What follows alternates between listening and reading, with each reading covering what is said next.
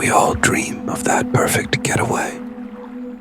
A place so far away, it feels like paradise, untouched by the rest of the world. But some places are isolated for a reason.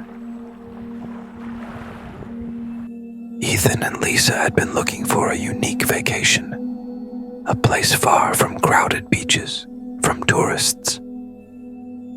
They stumbled upon a small private island, promoted as an untouched paradise, a hidden gem.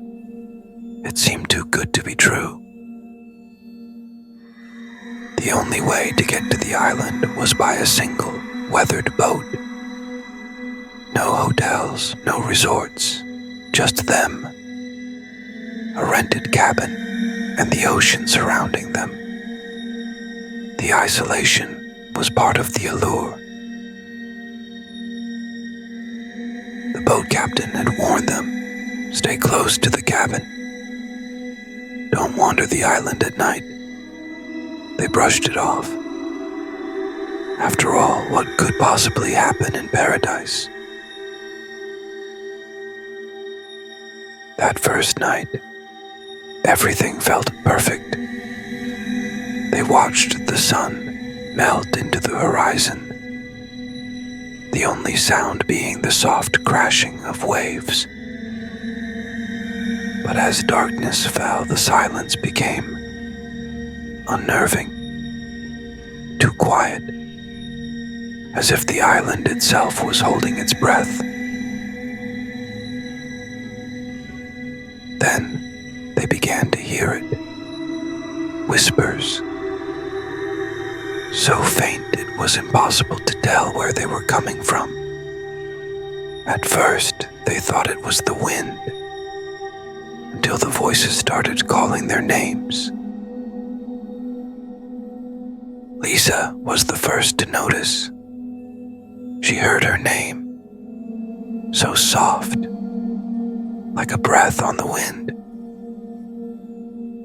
At first, she thought Ethan was playing a prank on her. But when she looked, he was sound asleep.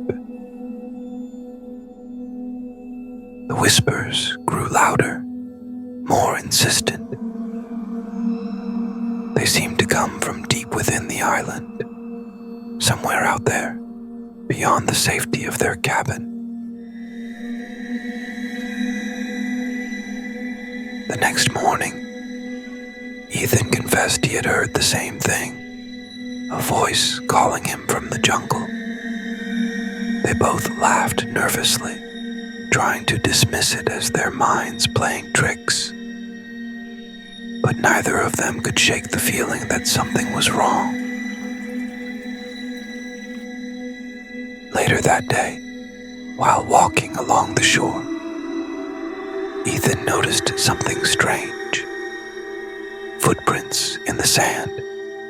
They were too large to be his or Lisa's, and they led straight into the jungle, disappearing into the trees.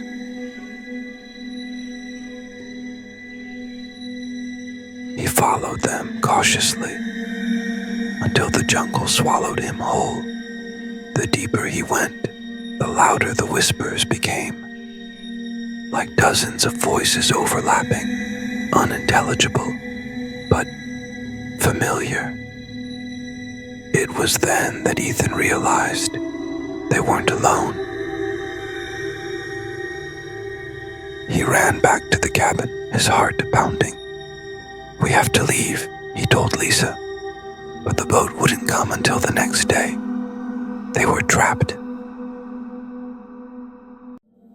That night, the island came alive. The whispers turned into voices, louder, clearer. Ethan and Lisa's names being called over and over. Shadows moved outside the windows, and the air was thick with dread. Something, or someone, was out there.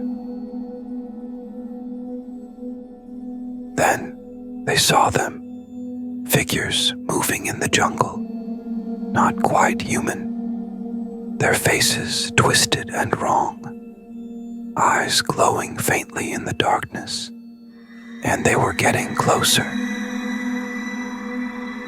The door creaked open, but no one was there. Or maybe they couldn't see them. The whispers filled the room, swirling around them, taunting them. And in that moment, they knew the island had claimed others before them. When the boat returned the next day, Ethan and Lisa were gone. Their belongings were untouched, their footprints leading into the jungle, never to be seen again. But the island remembers them.